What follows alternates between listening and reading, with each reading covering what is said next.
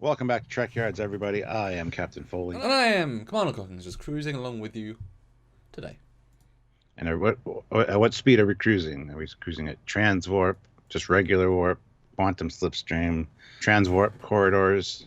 Today we're here to talk about the trouble with transwarp. And so, Book's home planet is 2 weeks away at full warp, and they have a 50% chance of surviving a transwarp tunnel. So, it's different than a corridor, I suppose. Anyway, we're here to talk about that and have a little discussion. And in a season which is incredibly predicated on the lack of travel and fuel for travel, but that's not quite what it is, etc. etc. It's as if they threw out, oh, we do have this other car that's beautiful, and there's one problem with it. It's like, where did that car come from? What a throwaway line in the context of the scene, but because we're all wondering as the audience, there's lots of ways of travelling. So to throw one of the most important ones out there and to not really address it properly, and what does that even make? What, 50%? What does that mean? Stuart, it's so confusing. And we are the tech lovers, and it's like, what do they mean? I don't know. And the thing is, too, in the first episode, he says, unless you got a dilithium recrystallizer because you broke mine when you hit my ship. And then he goes to talk about Benamite, which he uses to power his quantum slipstream. Although he does explicitly say, and no one has benzamite. So it's one of those things that the technology is in the ship, but he probably has never used it because it's just such a rare material. But they're capable. But just to clarify.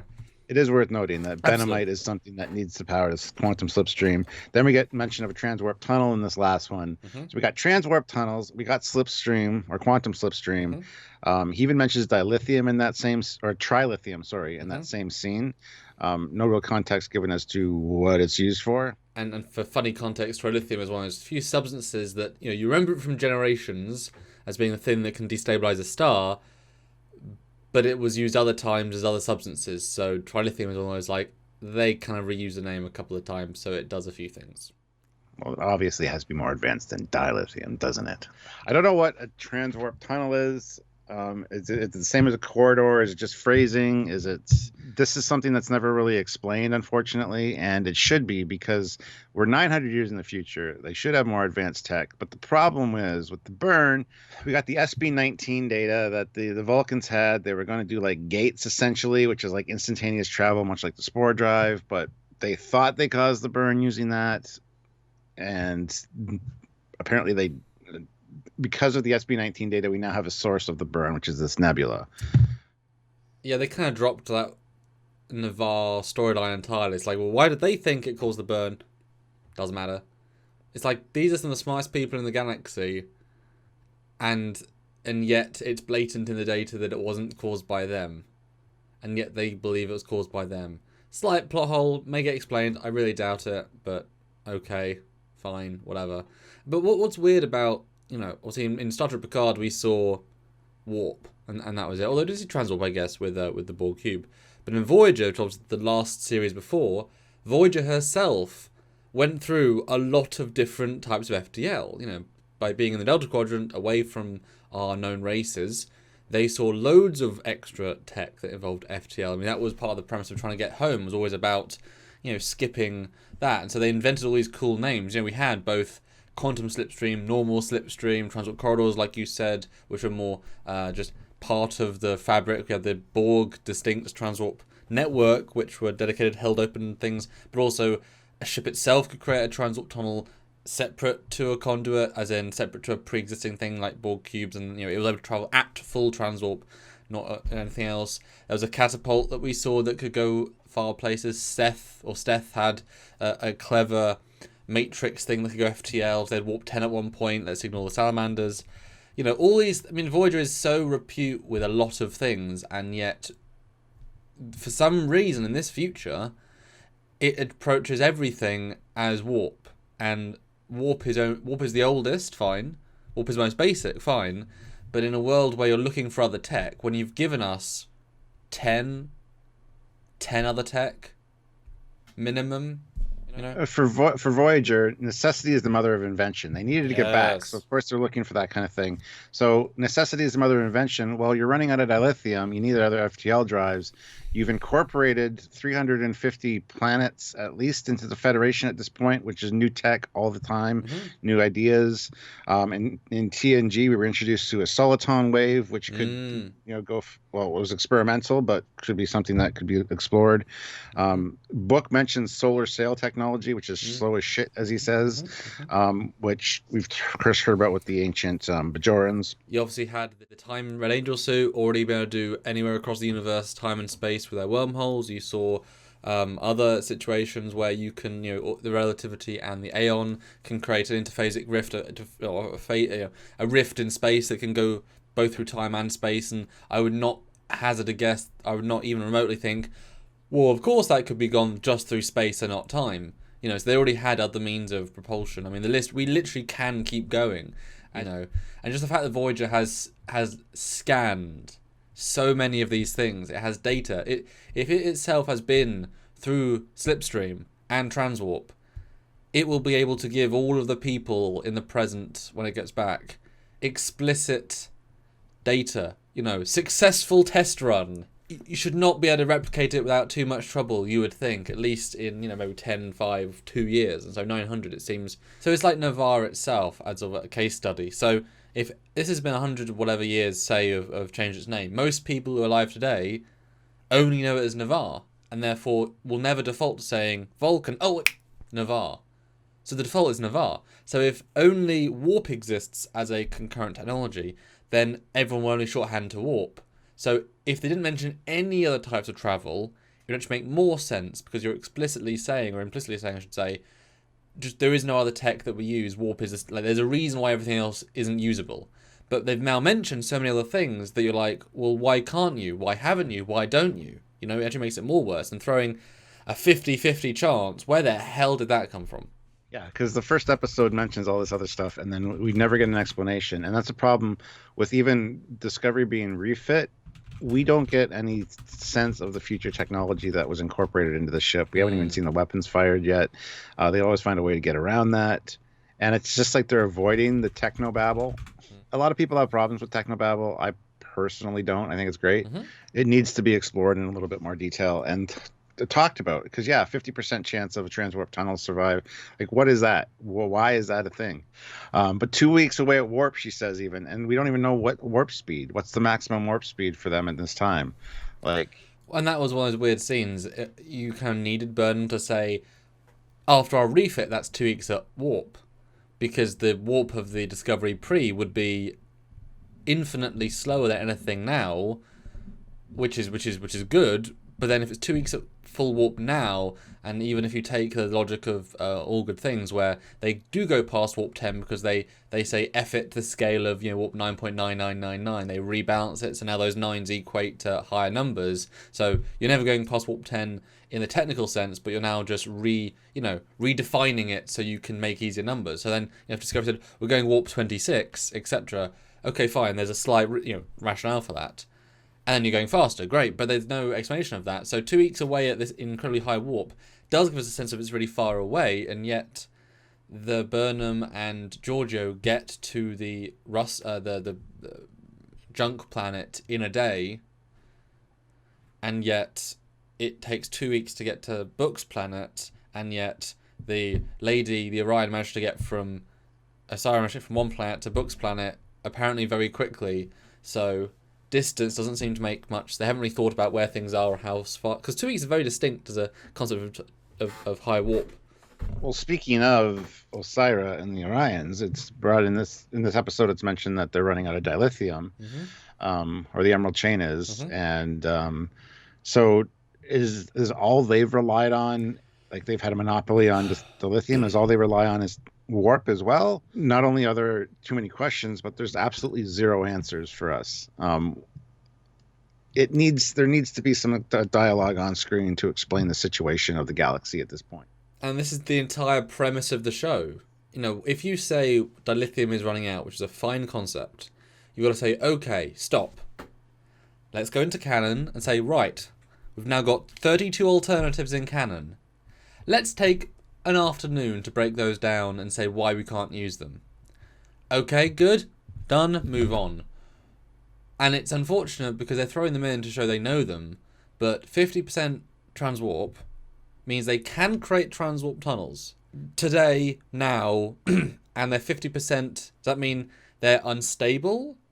If they're unstable, are they implying that maybe to limit the Borg's ability to travel around the galaxy, they Federation artificially destabilize the transwarp layer of subspace, which is a fine concept, although you'd think they would then hate themselves after the fact. Imagine if you did that and then 100 years later be like, oh shit, we need travel FTL. We destroyed the transwarp network. I mean, that would be... I can see the Federation doing that, actually, to stop the Borg threat. Now, the problem is, in the first episode as well, it's mentioned that the Gorn destabilized the whole area of subspace by using wormholes as a way to FTL, because he says you can't go around using wormholes unless you want to and he mentions the Gorn specifically, so that's another thing that should be mentioned here as well, which I thought was a nice little reference, and then again never expanded on. So no, but that was mentioned, and great to bring the Gorn into it, and the whole destabilizing subspace because of wormholes is a great idea. Subspace is important, and if you're trying to create new forms of FTLs using artificial singularities or wormholes, it's a fantastic thing to explore. And it's mentioned briefly as we thought about it, but we didn't get any further than that. And it's not that this show has been pretty good this year in terms of writing the character stuff especially, but while you get a sense they wrote the overall story, if you're totally changing the universe, you need to make a show Bible. And when the universe is so distinct, if we were writing this show, and we had, I mean, you can work as many hours as you want in a day. If you want to work overtime, you can. You would say, okay, well, let's break down. Let's look at every member world of the Federation. Where are they now? Okay, right, we've set that up, and then let's look at all the FTLs and let's do this.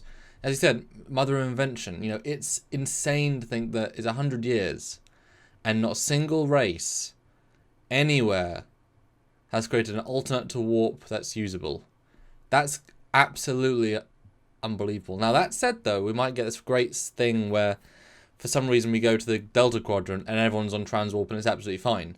And in fact, like, that part of the galaxy is flourishing because obviously, they found their way happily.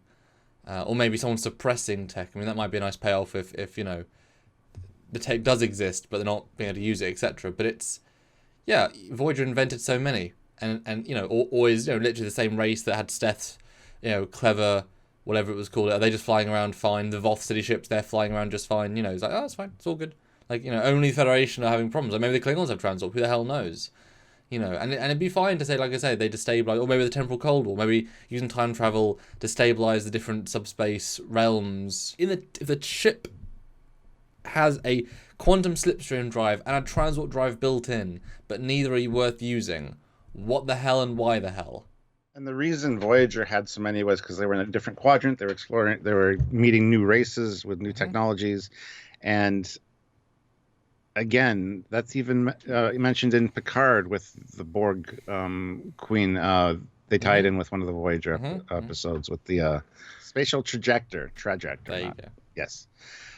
So yes, that is another thing they could look into as well. And the thing is, with 331, I think, members of the Federation at its peak, they're always bringing new technology into the Federation. And as you do so, you discover new ideas, new thoughts, new concepts, new tech. You'd think by 930 years in the future, they would have more than just... It shouldn't be such a scramble that we're running out of dilithium. And I don't know. It seems a little bit like a contrived plot device, unfortunately. Well, especially as when we met the Vulcans, they were saying, we knew we were running out for a long time. So you go pre-burn, are you saying that, 190 years? And it's absurd when Vance says that every member world was working on it because they were ordered to, and Vulcan only had the best potential and they also gave up. It's like, guys, why is no one... It's like, you've got to assume every other tech failed, even though it worked at the time. I kind of like that in a way that Navarre, or Vulcan, if you want to... We'll say Navarre for now, because the Romulans had joined at this point. So people have been pointing out to us the whole time that, well, Romulans would still have warp because da-da-da. Well, then they should still have warp. They should be able to introduce the quantum singularities across the fleet and say, there's your answer, done. 500 years ago, yeah. Yeah, but that's never brought up. So that shows that their tech was also not compatible with, without dilithium. Because as we know, warp is not dependent on dilithium. high warp is, high warp in its current form.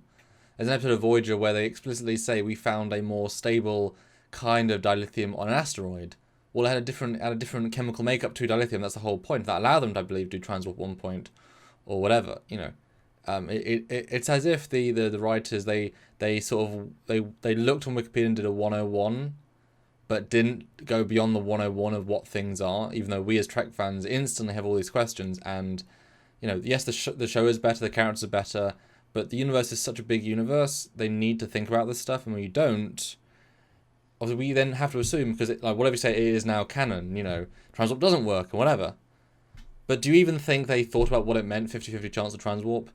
Because honestly, it's a coin flip, but if you can still get anywhere, I mean, you have robots in this timeline. You build a shuttle, you give it transwarp because transwarp's easy. You put a robot on it, you send 2. Probably one's going to get there, boom, you can go help people. 50-50 is okay, it's a bit not brilliant, but it's still 50% chance of doing it. Put one, they said in the episode, the planet needs replicators, and it'll take 2 weeks to get there. Just put a replicator on a runabout, send it a transwarp, it's probably going to get there, it's got there, boom. It's a risk, but just do it. You don't need dilithium for transwarp. Why would you? So just send, 50-50, still use it.